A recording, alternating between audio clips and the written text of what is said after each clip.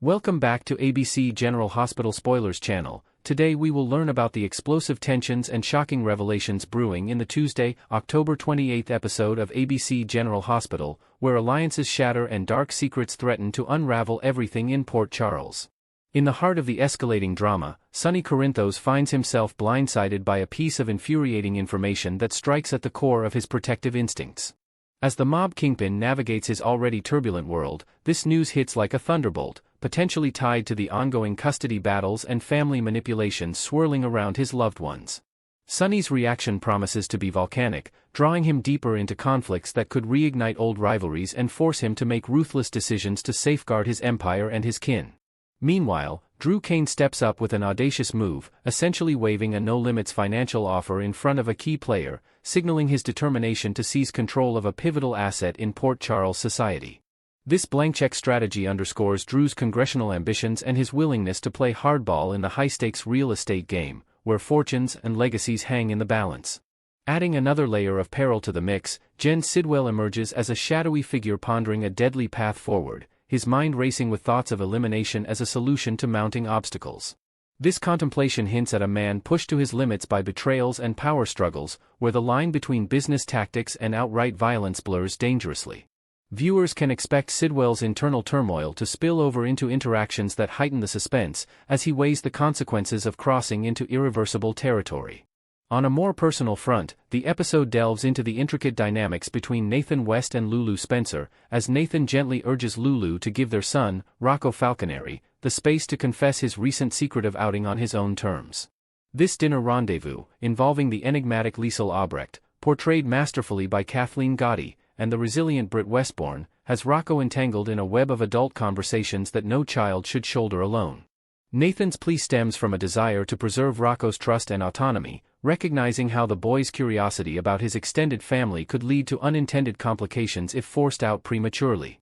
Building on the emotional groundwork laid in Monday's installment, Nathan seals his support with a solemn promise to Lulu, vowing to monitor Britt closely and ensure she steers clear of any schemes that might endanger Rocco's well-being or drag him into the Albrecht family's notorious intrigues. This oath not only reinforces Nathan's role as a steadfast guardian but also foreshadows potential clashes if Britt's unpredictable nature resurfaces, perhaps influenced by her own unresolved health scares and loyalties. As the scene shifts, Lulu receives a barrage of unsettling reports that pull her into the broader chaos engulfing the Quartermaine estate, where whispers of confrontations and hidden agendas echo through the opulent halls. These updates likely center on the explosive incident involving Laura Collins, who stumbled upon a tense standoff between Drew and the young duo of Rocco and Danny Morgan, her shock palpable as she witnesses Drew's unyielding pressure tactics. Laura's dismay, rooted in her lifelong commitment to family harmony and justice, amplifies the mansion's atmosphere of discord, reminding everyone of the Quartermaine's storied history of internal wars over property and power. Undeterred, Drew doubles down in his pursuit, pressing Veronica Ronnie Bard with persuasive arguments to relinquish the iconic Quartermaine mansion into his hands. He paints a vivid picture of endless possibilities, assuring Ronnie that she need only state her desired sum, no matter how extravagant, to walk away with a windfall that could redefine her future far from Port Charles's relentless drama.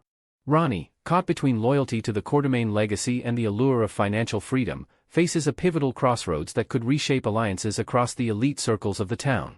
Her decision looms large, potentially triggering a domino effect on real estate rivalries and family feuds that have simmered for generations.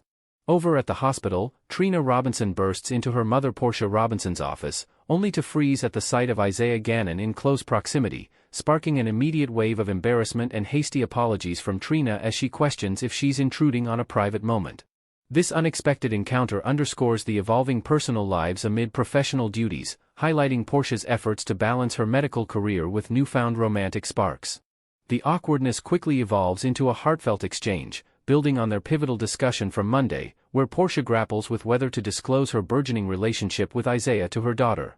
Trina, ever perceptive and supportive, senses the shift in her mother's demeanor, prompting Portia to open up about the joys and uncertainties of this connection, perhaps sharing anecdotes of quiet dinners and shared laughs that have rekindled her spirit after years of sacrifice.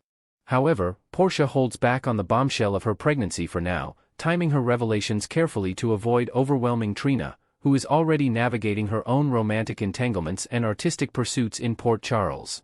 In a parallel thread of relational strain, Jordan Ashford confides in her ex-husband Curtis Ashford about Trina's firm advice for her to maintain distance, a nudge that has Jordan second-guessing her influence on the crumbling union between Curtis and Portia. Jordan's concern deepens as she reflects on the ripple effects of her actions, fearing she inadvertently sabotaged Curtis and Portia's chance at lasting happiness by complicating their already fragile bond. Curtis, drawing from his resilient past as a nightclub owner and recovering addict, reassures her emphatically that external pressures like hers aren't the root cause of their marital demise, pointing instead to deeper issues of trust and unspoken resentments that have festered over time. This conversation peels back layers of their shared history, from joint investigations to personal redemptions, emphasizing Curtis's growth and his refusal to assign blame unfairly. Yet, Jordan carries a heavy secret: her recent discovery of Portia's pregnancy, a revelation gleaned from hospital records and subtle cues that could upend everything if shared. She debates internally whether to unburden Curtis with this life-altering news, weighing the potential for reconciliation against the risk of further heartbreak, especially as Portia's condition adds urgency to the family's fracturing dynamics. Shifting to youthful vulnerabilities, Giovanni Gio Palmieri confides in Emma Scorpio Drake about the tangled complexities of his family heritage, opening up in a rare moment of vulnerability that reveals the pressures of legacy and expectation weighing on his young shoulders. Emma, with her own Scorpio Drake lineage of spies and heroes, offers empathetic insights drawn from her experiences with parental absences and high-stakes adventures, forging a budding friendship amid the hospital's bustling corridors. This exchange not only humanizes Gio but also hints at future storylines where his family's shadowy past intersects with Port Charles's ongoing mysteries, perhaps involving long-lost relatives or inherited secrets. Meanwhile, Sidwell's antagonism intensifies as he ambushes Sonny in a charged confrontation designed to provoke and unsettle the crime lord, using sharp words and veiled threats to exploit Sonny's known triggers like family loyalty and territorial pride. Sonny, ever the strategist, counters with his trademark intensity, but Sidwell's barbs land hard, stirring a cauldron of rage that could lead to impulsive retaliations. Later, in a clandestine chat with his associate Marco Rios, Sidwell lets slip his fascination with a more permanent resolution: killing him does have its appeal, leaving ambiguity over whether he targets Sonny's unyielding presence or Drew's ambitious maneuvers. Marco, sensing the danger in such escalations, urges caution, recalling past fallout from similar rash decisions that have cost lives and alliances alike, and advocates for subtler approaches like legal maneuvers or alliances with other power players.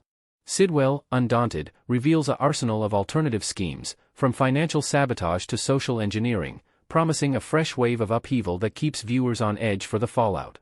As these plots converge, Sonny seeks solace in a candid talk with his daughter Christina Corinthos Davis, who hesitates before dropping a revelation that could shatter his composure. Christina, navigating her own path as a mother and advocate, discloses the intricate bargain Alexis Davis struck with Drew. In exchange for Alexis taking on Willow Tate's legal defense in a brewing controversy, Drew has granted Alexis supervised visits with her granddaughter, Scout Quartermaine. This arrangement exposes the depths of Alexis's desperation to reconnect with her family, bartering her professional integrity for precious moments amid her own legal entanglements and personal reckonings. Sonny's fury boils over upon learning of Drew's staunch refusal to allow Danny Morgan any contact with Scout, viewing it as another example of the congressman's meddlesome interference in private affairs, reminiscent of past political ploys that have pitted them against each other. Compounding the outrage, whispers suggest Alexis might need to implicate Michael Corinthos in her strategy to bolster Willow's case, a betrayal that strikes at Sonny's paternal heart and could fracture the Corinthos clan's unity. Michael, already strained by his marriage to Willow and corporate battles at ELQ, becomes an unwitting pawn in this legal chess game, his loyalties tested as family secrets surface. Sonny grapples with this onslaught of betrayals, his mind racing through implications for his relationships with Alexis, Christina, and the broader network of allies and enemies. Next, we will learn about the electrifying reconnection between Nathan West and Lulu Spencer that's set to unfold on our favorite Port Charles canvas. In the ever-twisting world of General Hospital, where alliances shift like the tides, the stage is being set for a heartfelt reunion that could ripple through the lives of key players in dramatic fashion. Spoilers tease that Nathan West, the resilient detective who's been through more trials than most, is on the cusp of rekindling his connection with Lulu Spencer, the tenacious journalist who's no stranger to personal upheavals. This budding rapport arrives at a precarious time, especially as Maxie Jones remains in her vulnerable state, hinting at potential emotional entanglements that could erupt into full-blown complications once she stirs from her slumber. Picture this, a chance encounter that starts innocently enough but uncovers layers of unspoken history, forcing both characters to confront the ghosts of their pasts while navigating the uncertainties of their presents. As viewers, we're left wondering if this interaction will remain a supportive friendship or evolve into something far more charged, injecting fresh tension into the show's intricate web of relationships. Mark your calendars for October 24th, when the much-anticipated meeting between Nathan and Lulu takes center stage in an episode brimming with emotional depth. This isn't just a casual run-in at Kelly's Diner or the Metro Court. Spoilers suggest it's a deliberate, intimate conversation that allows these two to peel back the superficial layers and dive into the raw realities of their recent ordeals. Lulu, with her sharp intuition honed from years of investigative work, might initiate the chat by referencing a lingering loose end from Port Charles's chaotic events, drawing Nathan into a dialogue that's equal parts reflective and revealing. Their exchange could unfold in a quiet corner of the park, where the autumn leaves mirror the shedding of old burdens, creating a visually poetic backdrop that underscores the theme of renewal. As they talk, subtle gestures, like a lingering gaze or a reassuring touch, hint at the chemistry that once sparked between them in earlier storylines, reminding fans of the untapped potential that could resurface amid the show's high-stakes drama. This scene promises to be a masterclass in subtle storytelling, where every word and pause builds toward a foundation that might support more than just platonic camaraderie. Delving deeper into the spoilers, Nathan and Lulu's interactions are poised to deliver authentic, vulnerable moments that highlight their mutual resilience in the face of life's cruel twists. At this juncture, their bond appears firmly rooted in friendship, with no overt romantic overtures on the horizon, yet the undercurrents are impossible to ignore. Imagine Nathan opening up about the disorienting fog that clouds his recent years, his voice cracking as he describes fragmented memories that feel like echoes from a distant life. Lulu, ever the empathetic listener, could respond by sharing a personal anecdote from her own recovery, perhaps recalling a specific nightmare from her coma-induced haze that still haunts her dreams. These genuine exchanges aren't just filler, they're crafted to humanize these characters, showing how shared vulnerabilities can forge unbreakable links. Spoilers indicate that while romance isn't immediate, the seeds are being sown, through late-night texts or impromptu coffee meetups, that could nurture something deeper, especially if external pressures like family meddling from the Spencers or the PCPD intensify their proximity. This slow-burn approach keeps audiences hooked, speculating on whether their history as allies against common foes will tip the scales toward passion or preserve the sanctity of their support system. A pivotal element in this narrative arc is Lulu's heroic role in Nathan's survival saga, adding a layer of gratitude that could cement their alliance in unexpected ways. Viewers will recall how, in the aftermath of that harrowing truck crash that left Port Charles buzzing with worry, it was Lulu who stumbled upon the wreckage during a routine evening jog along the waterfront. Her quick thinking, flagging down a passerby and dialing emergency services without hesitation, likely saved Nathan from a grimmer fate, turning what could have been a tragic footnote into a tale of redemption. This act of kindness isn't lost on Nathan. Spoilers reveal he'll shower her with sincere thanks, perhaps gifting her a small token like a vintage detective novel that echoes their shared appreciation for justice and truth. Yet, beneath his appreciation lies Lulu's profound relief, a quiet exhale after months of uncertainty about his whereabouts. She's not seeking praise, instead, her gladness stems from a deeper place, knowing the pain of watching loved ones vanish into the unknown. This dynamic introduces a reciprocal element. While Nathan rebuilds his life brick by brick, Lulu finds solace in being the anchor for someone else, mirroring her own journey back from the brink and enriching their interactions with authentic emotional weight. Nathan's heartfelt appreciation for Lulu's aid will undoubtedly shine through, but it's Lulu's unfiltered joy at his safe return that truly underscores the humanity in this storyline. After enduring the crash's physical and psychological toll, Nathan emerges not as a broken man but as one grateful for second chances, his eyes lighting up as he recounts the terror of the accident to her attentive ear. Lulu, in turn, won't dwell on her role as rescuer, she'll focus on the miracle of his recovery, perhaps teasing him lightly about his rumpled post-crash appearance to ease the tension. This exchange reveals their compatible senses of humor, a new detail that humanizes them beyond the drama. Think witty banter about Port Charles's quirky locals or shared eye rolls at the town's endless scandals.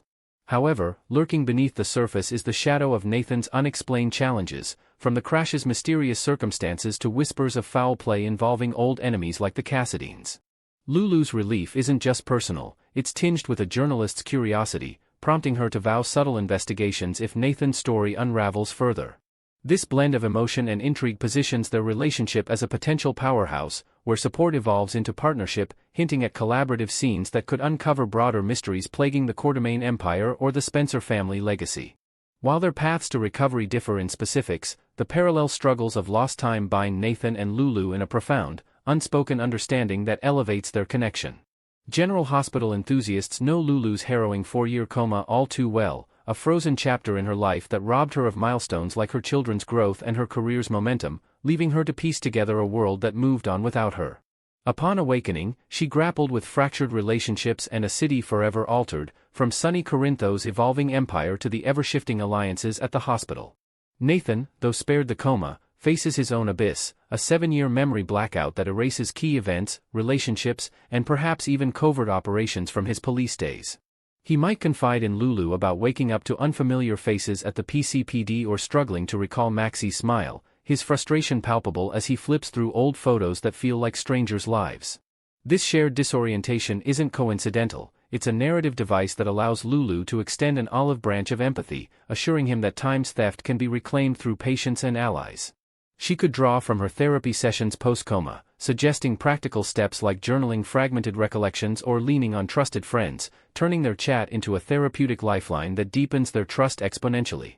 This empathy from Lulu toward Nathan's plight could manifest in a solemn promise of unwavering support, transforming their acquaintance into a cornerstone of each other's healing process. As they sit across from one another, perhaps under the dim lights of a cozy booth, Lulu's words carry the weight of experience. I've been where you are, lost in the blanks, questioning everything. But you're not alone, call me anytime, day or night. Nathan, moved by her sincerity, might nod in agreement, his guarded demeanor cracking to reveal a vulnerability rarely seen in the stoic detective. To add texture, imagine her sharing a newly invented detail from her recovery, a custom scrapbook she created with Rocco and Charlotte, filled with post-coma adventures that helped bridge the gap, inspiring Nathan to consider similar rituals for his own gaps. Their conversation could extend to lighter topics, like comparing notes on Port Charles's evolving skyline or debating the best greasy spoon for late-night solace, fostering a comfort that blurs the lines of mere friendship. This support system isn't one-sided. Nathan's insights from his law enforcement background could offer Lulu advice on navigating her latest exposé, creating a symbiotic bond that writers are cleverly positioning as a buffer against the loneliness both have endured. In this way, their storyline becomes a beacon for themes of resilience, showing how empathy can mend what time has torn apart. A poignant thread weaving through their reconnection is the mutual ache of absence, particularly their shared longing for Maxie Jones, which could inadvertently draw them even closer in unexpected harmony. Both have felt the void left by Maxie's coma, a woman whose vibrant spirit anchored their worlds, Nathan as her devoted partner, Lulu as a steadfast friend through thick and thin. Spoilers hint that this common grief might surface during their talk, with Nathan admitting how Maxie's stillness haunts his dreams, prompting Lulu to recall heart-wrenching visits to her bedside where she'd whisper encouragements about fashion trends and family antics. To invent a fresh layer, envision them reminiscing about a group outing pre-coma, like a chaotic Metro Court brunch where Maxie's laughter drowned out the drama, evoking smiles amid the sorrow. This shared mourning isn't manipulative, it's organic, as the writers layer in opportunities for Nathan and Lulu to fill each other's silences, perhaps co-planning a vigil or exchanging stories of Maxie's indomitable will. Such moments could spark debates on fate's cruelty, with Lulu positing that Maxie's strength will pull her through, while Nathan counters with cautious hope drawn from his survival. Far from exploitative, this element humanizes their bond, suggesting that in Port Charles's storm of secrets, finding solace in collective loss might be the first step toward something enduring, whether platonic or otherwise. Speculation runs high on whether this evolving friendship between Nathan and Lulu will ignite into a full-fledged romance, a twist that could redefine loyalties when Maxie finally awakens to a transformed reality. At present, their dynamic thrives on intellectual and emotional synergy, but subtle hints, like prolonged eye contact during vulnerable confessions or coincidental, chance encounters at the floating rib, plant seeds of possibility. Inventing a new angle, consider how external forces might accelerate this. A sudden threat from Nathan's past crashes their next meeting, forcing Lulu to shield him instinctively, awakening protective instincts that blur friendly lines. Fans might draw parallels to classic GH pairings, where adversity forges passion, but here it's tempered by loyalty to Maxie, creating moral dilemmas ripe for exploration. If romance blooms, it wouldn't be rushed. Spoilers suggest a gradual build through collaborative challenges, like joint investigations into the truck crash's origins, uncovering ties to Helena Cassidy's lingering schemes. This potential shift adds layers of complexity, questioning if Nathan's heart can compartmentalize his devotion to Maxie while appreciating Lulu's fire. Ultimately, it's this ambiguity that keeps the audience theorizing, as the show masterfully balances redemption arcs with the allure of forbidden sparks. When Maxie Jones emerges from her coma, the shockwaves from Nathan's return and his budding ties with Lulu promise to deliver a cascade of jaw-dropping revelations that could shatter her world anew. Imagine her groggy eyes widening at tales of Nathan's miraculous survival, pieced together from hospital whispers and family updates, only to learn of his deepening alliance with Lulu, a woman whose own coma journey mirrors her own but now intersects with her partner's life in unforeseen ways. Spoilers forecast a montage of updates, nurses relaying Nathan's gratitude toward Lulu, friends mentioning their supportive chats, and perhaps even a photo circulating of them together at a community event. Maxie, ever perceptive, might sense the undercurrents immediately, her fashionista intuition picking up on the chemistry that Nathan downplays. To expand creatively, add a layer where Maxie overhears a voicemail from Lulu checking on Nathan, laced with warmth that stirs jealousy amid her relief. This influx of news won't be gentle, it'll collide with her physical recovery, amplifying emotions from joy at Nathan's safety to confusion over time's passage. Yet, true to GH form, Maxie's resilience will shine, potentially leading to confrontations that test the trio's bonds. Will she embrace Lulu's role in Nathan's healing, or see it as an unwitting betrayal? The possibilities are endless, ensuring her wake-up becomes a pivotal turning point laden with emotional fireworks. No matter the trajectory of Nathan and Lulu's evolving dynamic, their upcoming scenes are primed to captivate with raw intensity and narrative promise. ABC General Hospital spoilers assure us that this reunion isn't a fleeting subplot, it's a gateway to growth, where every glance and word lays groundwork for alliances that could reshape Port Charles's landscape. Tune in to witness how their shared scars forge unbreakable threads, potentially weaving a tapestry of romance, rivalry, or redemption that keeps the drama pulsing. With Maxie's fate hanging in the balance, these developments are must-see television, blending nostalgia with fresh intrigue to remind us why General Hospital remains the gold standard of soap storytelling. Stay tuned for more spoilers as this storyline heats up.